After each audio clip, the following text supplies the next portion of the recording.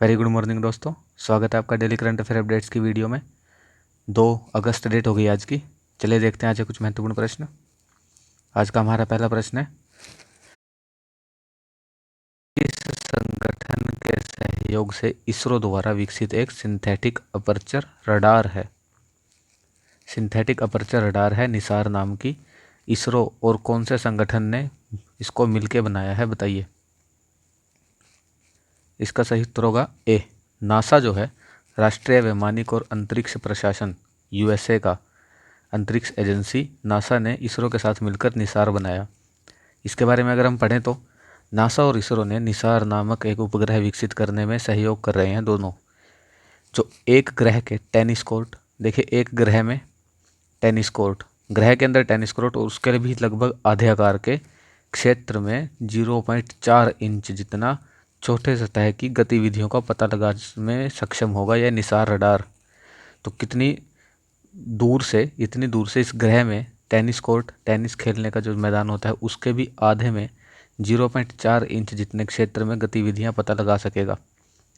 अगर निसार की full form देखें तो निसार की फुल फॉर्म है नासा इसरो SAR। अब इस SAR का क्या मतलब है? SAR का मतलब है सिंथेटिक अपर्चर रडार, और जिसका उपयोग नासा जो है पृथ्वी की सतह में परिवर्तन को मापने के लिए करेगा। अनिवार्य रूप से SAR जो है वो हाई रेजोल्यूशन, उच्च रेजोल्यूशन छवियाँ, फोटोज़ के उत्पादन के लिए एक तकनीक को संदर्भित करता है। सटीकता के कारण रडार जो है वो बादलों में और अंधेरे में भी जो है प्रवेश कर सकता है, और इसका अर्थ है कि वह किसी भी मौसम में, दिन या रात में डाटा एकत्र कर सकता है। तो निसार है इसरो और नासा का एक रडार। अगला प्रश्न, तेंदुओं के बारे में हमें सही कथन का चयन करना है। भारत में सबसे ज़्यादा तेंदुए मध्य प्रदेश में है। दूसरी स्टेटमेंट, इसे international union for conservation of nature यानी IUCN की रेड लिस्ट में क्या कमजोर में सूचीबद्ध किया गया है? कमजोर के रूप में, वल्नरेबल। बताइए कौन सी स्टेटमेंट हमारी सही है। इसका सही उत्तर होगा सी, दोनों। पहली और दूसरी स्टेटमेंट हमारी दोनों सही हैं। अगर हम देखें राज्यों में, तो राज्यों में 3421 तेंदुए हैं। 3421 तेंदुओं के साथ मध्य प्रदेश जो है सबसे अधिक तेंदुओं की संख्या दर्ज की। जो देश में अनुमानित कुल संख्या का कितना है? 26%। यह आंकड़ा भी हमें याद रखना है, 26% है केवल मध्य प्रदेश में।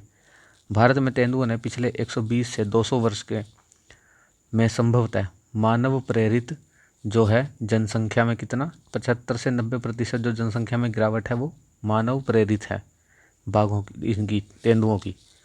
भारतीय उपमहाद्वीप में अवैध शिकार, निवास स्थान का नुकसान, प्राकृतिक शिकार की कमी और संघर्ष, ये जो है प्रमुख कारण है तेंदुओं की आबादी के लिए, की कमी के लिए। इन सभी के परिणाम स्वरूप क्या है? प्रकृति के संरक्षण के लिए अंतर्राष्ट्रीय संघ यानी IUCN ने इन प्रजातियों की स्थिति को खतरे के निकट से कमजोर में बदल दिया, यानी लीस्ट कंसर्न नहीं, वल्नरेबल बना दिया है। मतलब पहले था इनका खतरे के निकट, नियर थ्रेटन्ड, पहले थी नियर थ्रेटन्ड अगर इंग्लिश में बात करें, तो अब इनको कमज़ोर सूची में डाल दिया, वल्नरेबल में डाल दिया। अगला प्रश्न, न्यायमूर्ति राजेंद्र सच्चर, देखिए राजेंद्र सच्चर की अध्यक्षता वाली जो समिति है वह किस विषय से निपटने के लिए नियुक्त किया गया था? उस समिति को बताइए इनमें से कौन सी स्टेटमेंट हमारी सही है, कौन सा ऑप्शन। इसका सही उत्तर होगा ए, मुस्लिमों की सामाजिक, आर्थिक और शैक्षिक स्थिति का आकलन करने के लिए राजेंद्र सच्चर समिति का गठन किया गया था। कब? मार्च 2005 में। मार्च 2005 में तत्कालीन प्रधानमंत्री मनमोहन सिंह ने न्यायमूर्ति राजेंद्र सच्चर की अध्यक्षता में एक स्वतंत्र उच्च स्तरीय समिति का नियुक्त किया, ताकि यह पता लगाया जा सके कि सरकारी विभागों और अन्य क्षेत्रों में मुसलमानों का प्रतिनिधित्व कम है या नहीं। सच्चर समिति की रिपोर्ट ने भारत में मुस्लिम समुदाय की सामाजिक, आर्थिक और शैक्षिक स्थिति पर डाटा एकत्र करने और विश्लेषण किया। तो सच्चर समिति किससे रिलेटेड है? मुस्लिमों का प्रतिनिधित्व जानने के लिए। अगला प्रश्न, बाघों के बारे में हमें सही कथन चुनना है। भारत में दुनिया के सबसे ज़्यादा बाघ हैं। दूसरी स्टेटमेंट, भारत ने सेंट पीटर्सबर्ग घोषणा, जिसके दिन ही क्या मनाया जाता है? बाघ दिवस मनाया जाता है 29 जुलाई को। तो भारत ने सेंट पीटर्सबर्ग घोषणा के समय से पहले ही बाघों की आबादी को दोगुना कर लिया था अपनी। तीसरी स्टेटमेंट, भारत में संरक्षण सुनिश्चित बाघ मानकों के तहत 14 बाघ अभयारण्य जो हैं वो ऐड हुए हैं इस सूची में। तो ये तो हाल ही में न्यूज़ थी, तो सही हो जाएगा, इसका आंसर होगा डी। 1, 2, 3 तीनों स्टेटमेंट हमारी सही हैं।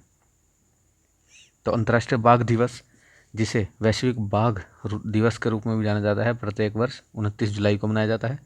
संयुक्त राष्ट्र के अनुसार पिछली सदी में वैश्विक बाघों की आबादी में 95% की गिरावट आई। इसका कारण क्या है? प्राकृतिक आवासों की हानि और वन्य जीवों की तस्करी। एक सदी पहले लगभग 1 लाख की अनुमानित आबादी थी, जो कि 2020 नहीं 2010 आएगा यहाँ पे, जो कि 2010 में जंगली बाघों की संख्या कितनी रह गई? 3200। ओ माय गॉड, 1 लाख थी एक सदी पहले और 2010 में केवल 3200 रह गई थी। अगर पढ़े हैं तो उस वर्ष यानी 2010 में ही 13 देशों की सरकार ने 2022 तक जंगल में रहने वाले बाघों की संख्या दोगुना करने का लक्ष्य रखा। 2018 की अंतिम बाघ जनगणना में बाघों की आबादी में वृद्धि देखी गई। भारत में अगर देखें तो बाघ संरक्षण पर सेंट पीटर्सबर्ग घोषणा की अनुसूची से 4 साल पहले ही बाघों की आबादी को भारत ने दुगुना कर लिया था। तो हमारी वो स्टेटमेंट सही हो गई। भारत, जहां अधिकांश बाघ बिल्लियां जंगली बाघ रहते हैं, ने संख्या में वृद्धि दर्ज की है और संरक्षण सुनिश्चित बाघ मानक, ये है CATS, कल हमने पढ़ा था। इस योजना के तहत 14 भारतीय साइट्स हैं जो वो ऐड हुई हैं इसमें। अगला प्रश्न, drink from tap mission Sujal, ये एक पहल है। Drink from tap mission Sujal, यह किस राज्य से संबंधित है बताइए। इसका उद्देश्य देख लेते हैं। तो शहरी क्षेत्रों में लोगों को 24/7 सुरक्षित और गुणवत्तापूर्ण पेयजल सुनिश्चित करना किस स्टेट से संबंधित है बताइए। इसका सही उत्तर होगा बी, उड़ीसा। यह प्रश्न हमने पढ़ रखा है, लेकिन अब की बार यह प्रश्न कुछ और फॉर्म में आया। तो drink from the tap mission Sujal योजना सरकार के 5T मॉडल के तहत एक पहल है, जिसका उद्देश्य क्या है? उड़ीसा में शहरी क्षेत्र के लोगों को 24/7 सुरक्षित और गुणवत्तापूर्ण पेयजल सुनिश्चित करना। उड़ीसा सरकार ने पुरी को, ऐसे हमने ये प्रश्न पढ़ा था कि पुरी देश का पहला ऐसा शहर घोषित किया जहां पूरे शहर को जो है नल का पानी पीने के लिए सुरक्षित है। यानी पूरे शहर में जो नल का पानी आता है वो पीने के लिए सुरक्षित है। इसका इस्तेमाल सीधे पीने या खाने पकाने के लिए बिना किसी फिल्टर या उबाले किया जा सकता है। 15 से अधिक ऐसे शहरी क्षेत्र हैं जो 15 लाख से अधिक आबादी वाले पीने के पानी की गुणवत्ता सुनिश्चित करने के लिए पिछले साल 13 अक्टूबर को यह सुजल मिशन शुरू किया गया था। इसमें शिकायत निवारण के लिए IVRS के साथ साथ 24/7 हेल्पलाइन केंद्र, एक मोबाइल जल परीक्षण प्रयोगशाला यानी लैब और जल आपूर्ति शिकायतों के त्वरित निवारण के लिए एक त्वरित प्रक्रिया टीम शामिल है। तो 13 अक्टूबर पिछले साल 2020 में यह योजना शुरू हुई थी। पूरी ऐसा भारत का पहला देश सिटी बनी जहां पूरे शहर में नल का पानी पीने के लिए योग्य है, और उड़ीसा सरकार की यह योजना। किस मंत्रालय ने discover small fields bid round 2 पहल लॉन्च की? 2 नहीं 3 आएगा यहाँ पर, bid round 3 discovered small fields योजना बताइए किस मंत्रालय की? इसका सही उत्तर होगा सी, पेट्रोलियम मंत्रालय। पेट्रोलियम और प्राकृतिक गैस मंत्रालय ने अंतर्राष्ट्रीय प्रतिस्पर्धा बोली के लिए DSF बिड राउंड 3 शुरू किया। तेल और प्राकृतिक गैस निगम यानी ONGC और ऑयल इंडिया द्वारा आत्मसमर्पण किए गए छोटे ब्लॉकों की पेशकश करके DSF को भारत के संभावित तेल और गैस दिग्गजों के लिए एक प्रवेश बिंदु के रूप में माना जाता है। यानी जो ONGC और ऑयल इंडिया ने जो आत्मसमर्पण कर दिए छोटे ब्लॉक जो पेट्रोल निकालने के या गैस निकालने के हैं, उनको जो दूसरे दिग्गज हैं, दूसरे जो अपना एक एंट्री पॉइंट बनाना चाहते हैं इस सर्विस में, तो उनको दे दिया जाएगा। सरकार ने 2015 में DSF नीति शुरू की थी, जो खोजे गए रकबे को पुरस्कृत करने और गैर मुद्रित क्षेत्रों को का मुद्रीकरण करने के लिए एक महत्वपूर्ण कदम था। तो DSF नीति 2015 में किस मंत्रालय के अंदर? पेट्रोलियम और प्राकृतिक गैस मंत्रालय। अगला प्रश्न, यूटेलसेट क्वांटम दुनिया का पहला वाणिज्यिक पूरी तरह से पुनः प्रोग्राम करने योग्य उपग्रह किस अंतरिक्ष एजेंसी द्वारा लॉन्च किया गया, बताइए। यह पुनः प्रोग्राम किया जा सकता है, एक बार लॉन्च करने के बाद उसमें दोबारा हम चेंजेस कर सकते हैं। इसका सही उत्तर होगा बी, यस है, यानी यूरोपियन स्पेस एजेंसी। अब देखते हैं इसके बारे में। तो यूटेलसैट क्वांटम दुनिया का पहला वाणिज्यिक पूरी तरह से पुनः प्रोग्राम करने योग्य उपग्रह फ्रेंच गुयाना से प्रक्षेपित किया गया। चलिए बताइए कमेंट करके, फ्रेंच गुयाना कहाँ है। पारंपरिक मॉडल जो होते हैं, यानी पारंपरिक हमारे उपग्रह जो होते हैं उनके विरुद्ध, जैसे पारंपरिक मॉडल में पृथ्वी पर डिज़ाइन किए जाते हैं, हार्ड वायर्ड होते हैं, यानी वो उनमें चेंजेस नहीं किए जा सकते और जिन्हें कक्षा में एक बार फिर से तैयार नहीं किया जा सकता। जो ये यूटेलसैट क्वांटम है, इसमें उपयोगकर्ताओं को इसे लगभग वास्तविक समय में तैयार करने की अनुमति देता है। इसका मतलब है कि उपग्रह का उपयोग चलती वस्तुओं जैसे विमान या समुद्र में जाने वाले जहाज़ों या प्राकृतिक आपदा के बाद कवरेज या इस बार की घटना के लिए मोबाइल कवरेज प्रदान करता है। मतलब ये ऊपर जाके हम दोबारा इसको क्या कर सकते हैं, इसमें बदलाव कर सकते हैं। इसे एयरबस के साथ ESA यूरोपियन अंतरिक्ष एजेंसी द्वारा एक साझेदारी परियोजना के तहत विकसित किया गया। अगला प्रश्न, कायासुनार फॉरेस्ट डिजीज KFD या जिसे मंकी फीवर भी बोलते हैं, उसके बारे में हमें सही कथन चुनना है। कायासुनार, तो यह एक टिक जनित यानी चिचड़ी द्वारा फैलाया जाने वाला वायरल रक्तस्रावी बुखार है, जिसे सबसे पहले कर्नाटक के शिमोगा जिले के कायासुनार वन क्षेत्र में पाया गया, जिस पर इसका नाम भी रखा गया। दूसरी स्टेटमेंट, KFD जो है वायरस जो है वो फ्लेवी वायरस जीनस, ये तो इसका जीनस है, और इसका परिवार फ्लेवीविरेडे परिवार का सदस्य है। बताइए कौन सी स्टेटमेंट हमारी सही है। यहाँ पर दोनों ही स्टेटमेंट सही हैं हमारी, ये भी और ये भी, तो हम ये स्टेटमेंट्स याद कर सकते हैं। ये देख लेते हैं। सबसे पहले कर्नाटक के शिमोगा में कायासुनार वन क्षेत्र में पाया गया, टिक जनित है, वायरल है, और ये हमें दो नाम याद रखने हैं। इसके बारे में अगर हम और पढ़ें तो दीमक के साथ सहजीवी संबंध में उगने वाले खाने योग्य कौन से एक मशरूम से फैलता है ये, रोयन ओल्मी मशरूम के अत्यधिक दोहन के परिणाम स्वरूप गोवा के कायासुनार वन में इसका रोग का प्रकोप हो रहा है। यह मशरूम जो है, इसकी किस्म भूमि विकास द्वारा टर्माइट पहाड़ियों के विनाश और अनियंत्रित कटाई के कारण यह मशरूम संकटग्रस्त है। अगला प्रश्न, हाल ही में खबरों में रहा बागजान गांव निम्नलिखित में से किस राज्य में स्थित है, इनमें से बताइए। बागजान विलेज, इसका सही उत्तर होगा असम में।